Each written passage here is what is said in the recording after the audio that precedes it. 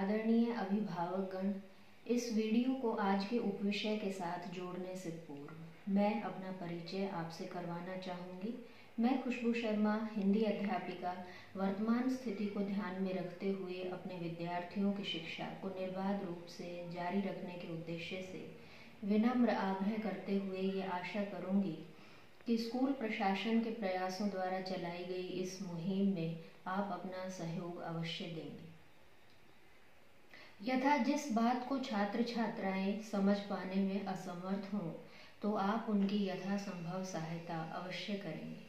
Good morning dear students, I hope आप सभी अपने पेरेंट्स का कहना मान रहे होंगे, जैसे बार बार साबुन से हाथ धोना, अपने नाक, आँख, कान को न छूना। पर अक्सर कुछ बच्चे इन बातों को भूल जाते होंगे, है ना? तो डियर किड्स, ऐसे ही एक बच्चे से आपको आज मैं मिलाने जा रही हूँ, जिसका नाम है भोलू।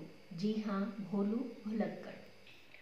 तो भोलू आप ही की तरह तीसरी कक्षा में पढ़ता है। वह बार बार बताई गई बातों को भूल जाता है।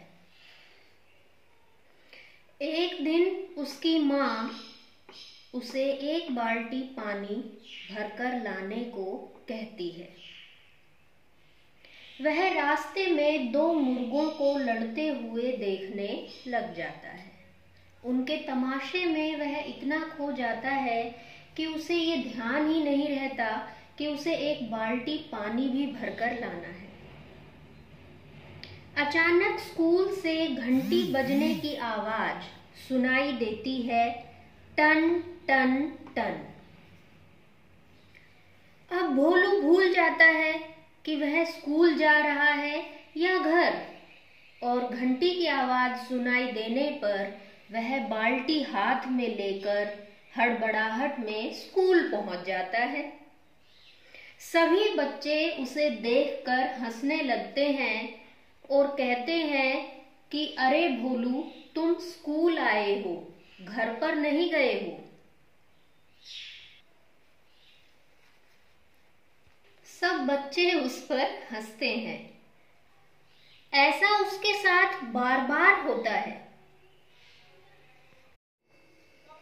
भोलू जैसे तैसे स्कूल से घर पहुंच गया तो माँ ने उसे फिर एक काम करने को कहा कि भोलू, जरा छत से ऊपले तो ले आना।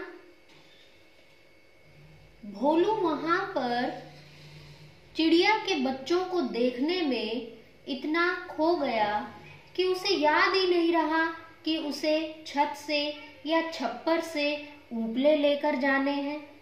जब वो ऊपले लेकर जाएगा तभी तो माँ खाना पकाएगी। उसने सोचा कि कितनी प्यारी चिड़िया है, ये अपने बच्चों को उड़ना सिखा रही है। भोलू के मन में विचार आया कि वह भी क्यों ना उड़कर देखे। अब भला एक इंसान उड़ सकता है कभी? पर फिर भी बाल सुलभ विचार तो देखिए कि भोलू ने अपने दोनों हाथ फैलाए और उड़ने लगा। और क्या हुआ? वह नीचे आकर गिर गया। अब सभी बच्चे उसे ऐसी अवस्था में देखकर फिर से हंसने लगे। ऐसा भोलू के साथ बार बार होता। तो भोलू की माँ ने उसे एक तरकीब बताई कि भोलू, तुम अपनी कमीज में एक गांठ बांध लो।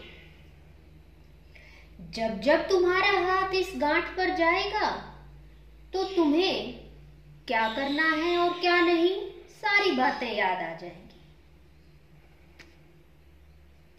उसके बाद माँ ने फिर उसे एक काम करने को कहा। अब माँ है भला, क्यों ना परखेगी और क्यों ना सिखाएगी कि भोलू अपनी आदत को बदल पाया भी है या नहीं। तो माँ ने उसे चाची के घर से पालक लाने भेजा। भोलू भी उत्साहित था कि अब तो गांठ लगी हुई है कमीज में, पालक लेकर ही घर लौटेगा। भोलू जल्दी जल्दी चल दिया चाची के घर की ओर। रास्ते में जाते हुए उसे उसकी कक्षा की कुछ छात्राएं मिली और आम का पेड़ दिखाते हुए उससे कहने लगी कि भोलू, ये आम हमारे लिए तोड़। अब बस क्या था, आम का पेड़ देखकर भोलू भूल गया। उसने उनकी बात मानी और आम तोड़कर उन्हें दे दिए। सभी बहुत खुश हो गए। अब भोलू भूल चुका था कि उसे पालक लेने भी जाना है, पर जैसे ही उसने गांठ पर हाथ रखा तो उसे याद आया, अरे पालक, और तुरंत वह दौड़ता हुआ चाची के घर पहुंच गया।